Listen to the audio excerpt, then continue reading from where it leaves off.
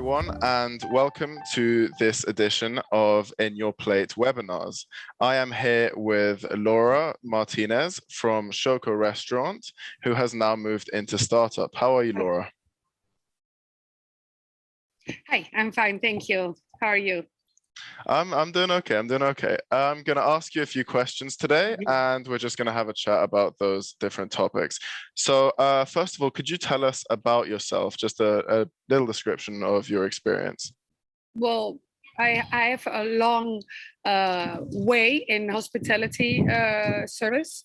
I started actually when I started working already in as a waiter and at the bar, and I went through all different kinds of how do you call it, departments inside of hospitality, as in tourism, as in restaurants, and from there I went to marketing, and from marketing I went to trying to make my own startup, my own company. So actually I always have been in hospitality and in customer service. Perfect. Thank you very much. So I'm going to start you off with a quote, and then I'm going to ask you for your thoughts on it and a follow-up question. Okay. About 56% of people prefer to spend their money on an experience rather than just on food. What do you think about that? I understand it completely. I always believed that it's about the experience. It's not just about food, because food you have every day and you can have that at home. And many times you can cook yourself, if you like food, at least, very well. It's also about the social event that you meet with friends. So you want that it's nice, that it's a place that you can remember, that you can tell your other friends, so you feel connection with the person that attends you at the table. And you have a story to tell later on. So it's not about just getting your stomach full and then leave, because that is not what people are going out for dinner for, or having a drink, or going to a hotel, sleep, and that's it. We want an experience. We want that it means something, and that it we obtain really an experience from it. So it's like a picture, right? We want the picture. It's pretty. It's not just the moment and it's just the back. I mean, we want that that you can see that you're happy in it and what that moment represents. And that is, I think, a bit the same in the experience that you're looking for when you are having dinner or lunch, or having a drink, or going for a dance. So that's why everything must fall together, and that it's from the smells. Even the smells are important. I remember when I was working one of the hotels I was working, and we had smells for different places, because it does something with you, like it has a memory as well. And Wow.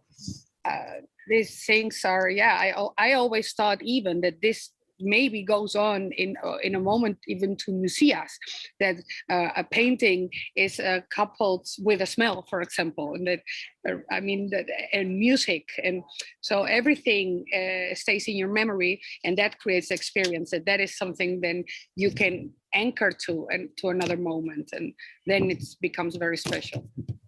Wow, that's really interesting. I've never heard that about the smell, but actually it makes complete sense. So Yes. obviously, in the last year and a half, with the COVID-19 pandemic, this idea of idolizing the experience, we have not been able to have that as much. People have not been able to experience the restaurants. They have not mainly been able to enter them and to have anything but the food for themselves. How would you say you have changed your marketing strategy to adapt to this dramatic change in the playing field? Well, I didn't adapt my strategic my marketing strategy, because I don't have my own business yet. Mm-hmm. But if I would have had it, then I guess that's what a lot of restaurants have done, and they did it good. I mean, more delivery. But when I, for example, got surprised when I got delivered home in the pandemic, when there was a note with it, like, enjoy it, hold on, just a few weeks more. And you're like, wow, you're receiving your package at home with your noodles or whatever, with that note. And that is an experience. So with this guy, for sure, or this woman, I will order again. And with these little things, you adapt yourself and you make an experience for the person. And so I would have done it definitely something like that. Or when your web page is updated, then you see that the times are updated, not like right now that you go to Google and everything is still with the old times and you don't know if they're open, if they're closed, if they're new times. So this is very important things. You adapt your Google business and your website, and you answer the phone. And when you have a customer, you feel that person special. You're thinking of. Just to recap, you said that during this COVID pandemic, when we can't have that face-to-face interaction, bringing the personality of the restaurant through is very important. So, for example, with a note or being on the phone and being friendly, etc. That's really interesting. Thank you very much. So now, obviously, we are sort of coming out of it, to knock on wood. Restaurants are starting to open up, yeah, fingers crossed. And we are starting to verge into what was before COVID life slowly. What would you say if you had 3 tips for restaurants to adapt, having been through this entire year and a half of no contact and suddenly opening up to hundreds of customers every day? What would be your 3 tips for a restaurant? Well, most important, of course, is safety right now, so that you keep the protocol that you have to keep, and more important than ever. And also people are, so not only because you have to, but also maybe you're doing it, but people are not seeing it. It's important that people are seeing that you're doing that, because that means people are skeptic right now and afraid. So they have to see that you're keeping the protocol, that you're serious, responsible, that everything is clean, and that people understand what they're doing. So this is primary.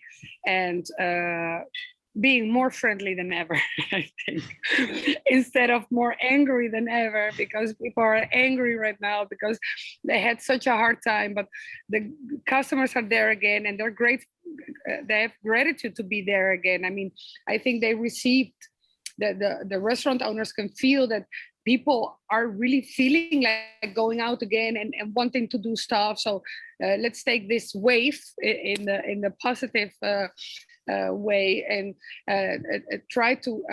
It's the moment to get new guests, you know, to make, how do you call it, the bonding again. So maybe new people are coming in before didn't came, not only your old customers. So that is a really good thing to, you know, restart again, like you're opening your business for the first time. Like everybody's a new. It's a good opportunity to do the engagement with your customers. And a lot of places had to close. A lot of new places also opened. But if you already are open, you have the experience already, you already are running. So take that as a super positive thing, I think. And also surprise the people.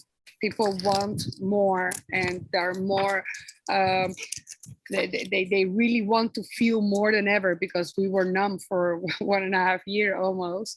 So when we go out now, we really want, we don't want an angry face, but we don't want also the same plate, or that it's not prepared with love, or we want much more. So we have to give much more. And yeah, I think in conclusion, that would be my 3 tips. So first, have your safety in order and your protocols, and the people see that you're really doing that, so that you're a professional, that you just not opened and start working. And take the chance to engage new guests and surprise people more than ever.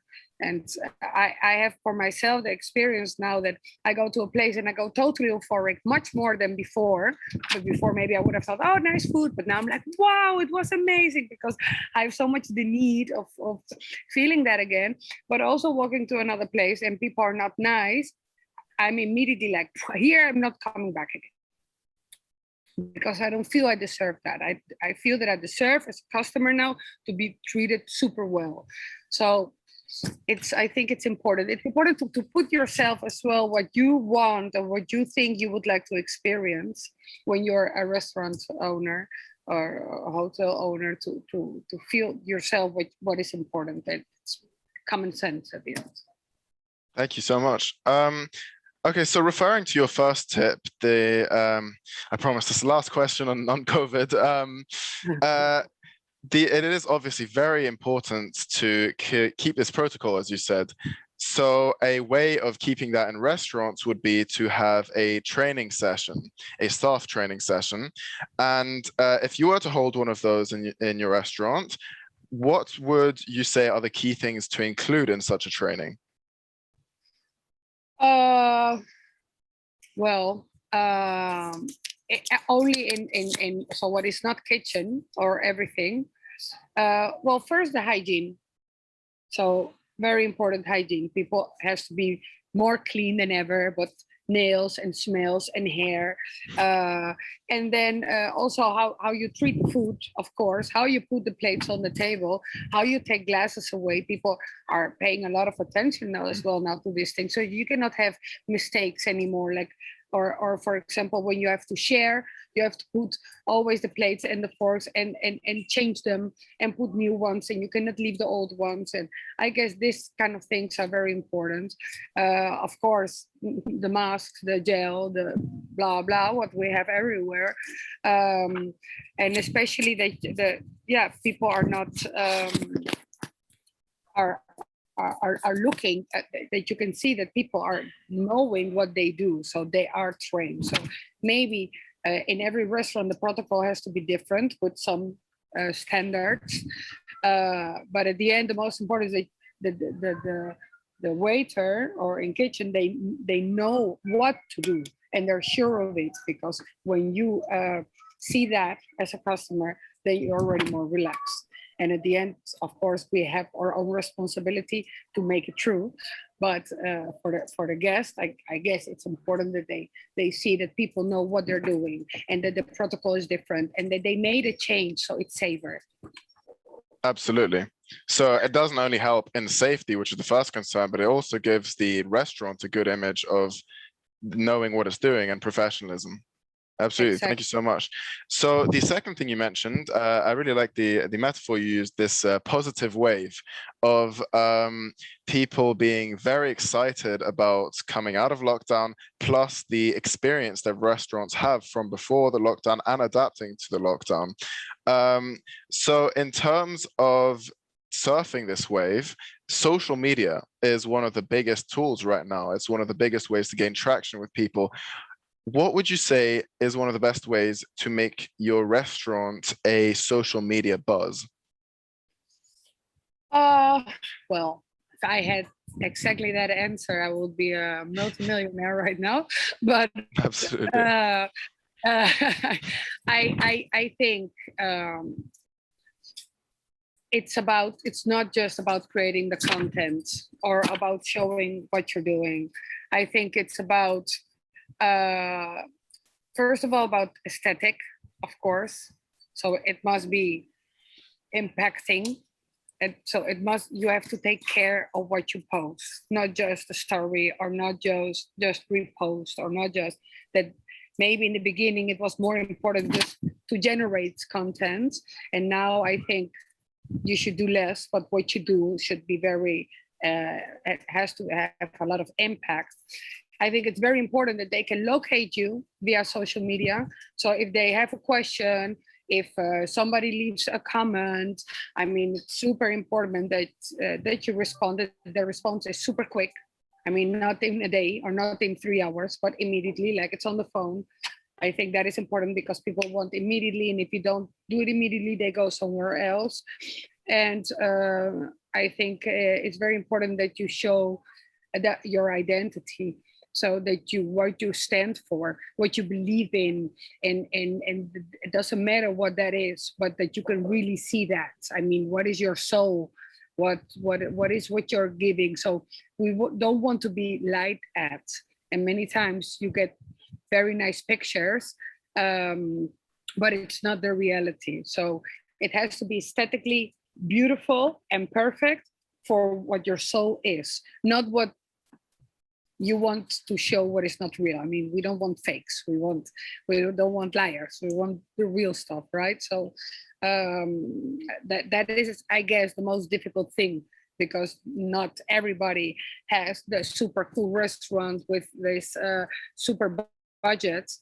And sometimes you just, I guess you have to accept and say, okay, I make just hot dogs, you know, and that is not super luxury, but the hot dogs I make are the best hot dogs. And this is my identity. And that must look great, the hot dog.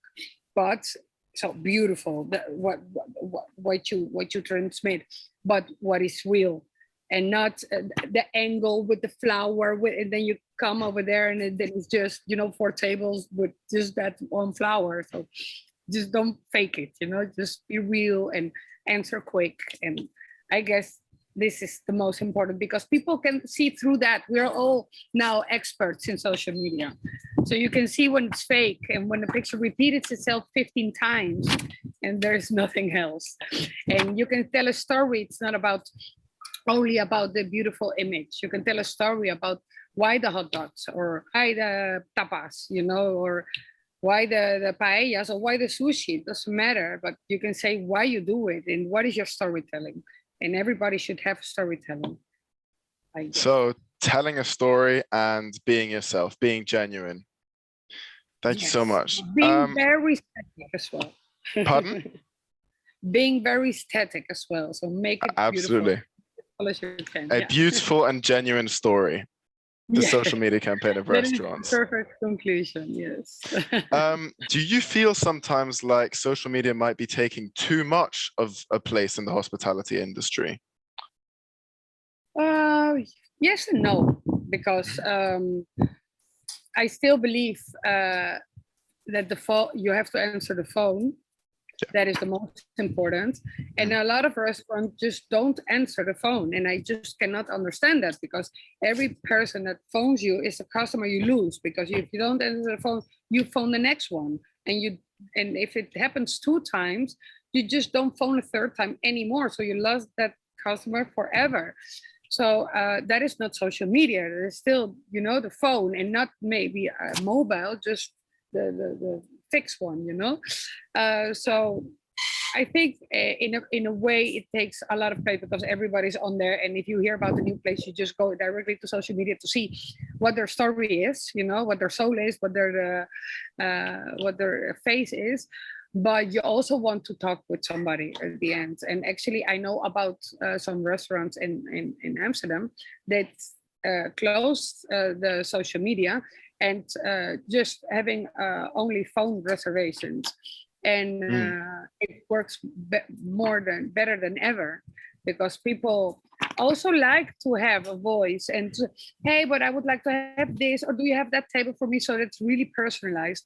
That's why I said before, I think it's very important that you answer immediately on social media, like it's on the phone, so that you're constant, or you have somebody there answering like it's your receptionist or telephonist, because what we want is that it's personalized. So in a way, I think it's taking a lot of place, but I also know that people still want to hear a voice or to pass by, and especially in more little places, maybe not big cities, but little coast places. For example, here in Barcelona, people want to get recognized, like, hey, Laura, oh, nice to see you. And people, you know, you feel like more important. I'm gonna put perfect table. You're like, oh, it's for me, you know. Yeah, and you don't have that when you reserve via Instagram. So, yeah. Absolutely. Well, so a different topic now. In terms of the current situation, a lot of people have struggled with opening their businesses given the lockdown that has lasted a year and a half. And following that, what would you say are the main challenges with opening a restaurant or any business, and how would you confront those? Reopening or opening? Sorry. Opening, starting a business. Sorry about that. It's difficult. I think first of all, it's very important that you decide if you want to do it alone, if you want to do it with partners. If you do it with partners, you have to be very careful. because it's very hard to share that with other people, especially when there is a lot of money in it. So it's very important that you figure out that first. If you can do it alone, please do it alone. And later, I think it's for the rest a very good moment to open a restaurant, because it's been like a massacre, right? How do you call that in English? A massacre, The like slaughter. the slaughter. It's been the Yeah. slaughter, and maybe only the strongest are still there. You know, like Yes. with the best DNA, let's say. And it's a good moment now, maybe to, if you have a good idea, if you have the passion, if you then it's a good moment, because people want new things, and we are getting out of this, and this is the wave, like I said before, in the positive way, to give people everything that we have missed. And I think it's a good, I think it's a good moment. I think it's very important that you get very well organized, and that you get organize your finances, and analyze your competition, of course, that you're creative. It's very important that you stay focused, that it's not just opening and this is what I want to do and that's it. You have to stay all the time focused. What is happening around me? What is important? Because what is important today maybe is not important anymore next month, because we all are still depending on the news, right? So maybe now opening a club is important, that you have only VIP area and you don't have dance floor because we are not going to use it. So maybe this is the future. So you have to stay very updated, I guess, in when you open what is needed. If you open now a restaurant with one big bar, then you're fucked, right? Because you cannot sit at the bar. So it's important, I guess, that you think very well about these points. Yeah. Absolutely. Thank you very much. Well, so you were one of our first Mastertag users, and you were ahead of your time, if we dare say. What attracted you to this solution in the beginning? Well, of course, I met David at Mastertag. So when somebody can explain you a product very well and gives you confidence, you're already half in. So I was already half in with a good explanation, because you believe in the product, and it's you see the soul, right? Why it's done, and you don't think it's just nonsense. What many times it's a good product, but it's not good explained, and you think, oh, this is, you know, another one who wants to sell me something. And so that definitely was not the case. And what I saw, especially, I was working in Shoko, where we have so much tourism, and how great is it that you just can have to, you don't have to have 55,000 menu cards, just one menu card with all the languages, and also with all the other extra features that the application has.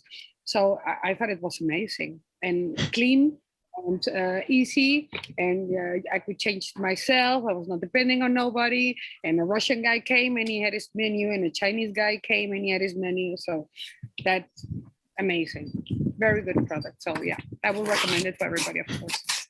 Thank you very much. So now, obviously, every restaurant has a digital menu now, but what do you think of QR codes sending to PDF menus as opposed to the Mastertag solution? Well, it's different. I mean, right now, it's just the PDF menu is not the same as the whole experience that you can create with a menu, because right now, with all the extra features like you guys have, you can even have like a bit of the storytelling, maybe in images inside that menu, and you have options like you can interact. So that's of course much better than when it's just a word and you have to amplify because the letter is very small and you cannot see anything, and sometimes you have to make picture of it and then go to your pictures. And so it's a whole it's not that user friendly. What I would like, actually, what I would think it's a great idea, just saying this now, Really? we can cut this out, is that You could order from the menu. Like when you go to the MasterTAG menu, and then from there, you could say like, I want, for example, especially in tapas bars, that you have so many plates, and that you could also, maybe that it doesn't go directly to kitchen because it must be supervised by the waiter, but you say, this is what I want. And that you already have everything clicked, right? And then maybe the waiter gets that and he can verify that with you. From there, it goes to kitchen, but you don't have to see it. And then, oh yeah, what did I say? Oh, what did I want? No, we wanted this one or the other one. No, we said, it's such a, and you have already there the menu, just clicking it, saying, okay, we want 2 of this and 3 of this and 2 of this, so that you can do it yourself on the table. And then the waiter comes, you send it to him, and he repeats it, and that's it. I think that would be. Well, you will be very happy to hear that. I mean, we've come quite a long way in the last year, even though we've had a lockdown. With MasterTAG, you can now order directly to the chefs. They see the order, they see the status, and not only that, you can also pay for the order online with the menu. You guys are the best. Imagine I come that now, it's being 9th of July, and you already had this like for how many months?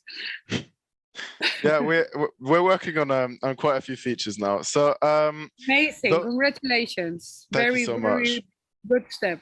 Really nice. So those were all the preset questions I had.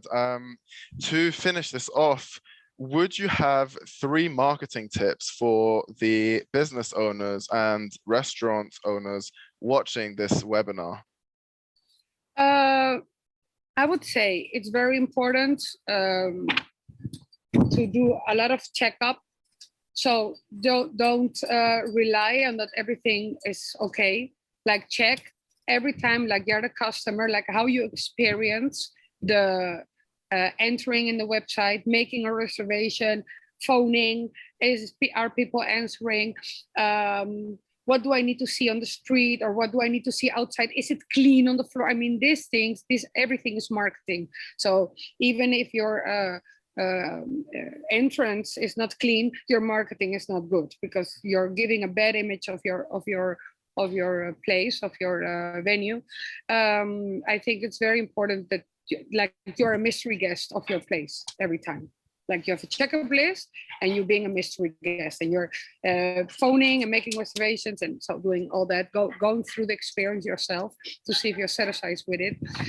Check the competition, of course, always. What are they doing? But your real competition, not the ones you would like to be or are under you, like the ones who are on your level. What are they doing differently? What works for them? Why are they having maybe more guests or more reservations? And for sure, you can take very good tips from that. And then later is just the last one, probably is just innovate. I mean, marketing is innovation. So you have to innovate, and you cannot be afraid of introducing new ideas and being afraid of maybe they are not good or that you failed. Just push them through. I mean, think about them well, work them out, but analyze them. But introduce new ideas all the time. It doesn't work. It's not that bad neither. You can rectify it, right? But what is worse is standing still, not doing anything, and just thinking, no, it works for now, so let's hope, because then you just slowly drowning. And it's better that you jump from the cliff down, I think. You don't try, you don't get. So never stand still would be your advice. Never stand still. No, definitely. Well, thank you so much for your time. And thank you so much for your really valuable insights. And thank you for everyone who is watching. This was Laura Martinez and myself, Federico Malaspina, for the MasterTAG in Your Plate webinars. You can find out more below. Thank you very much for. Thank you too, Federico. Bye-bye. Thank you so much.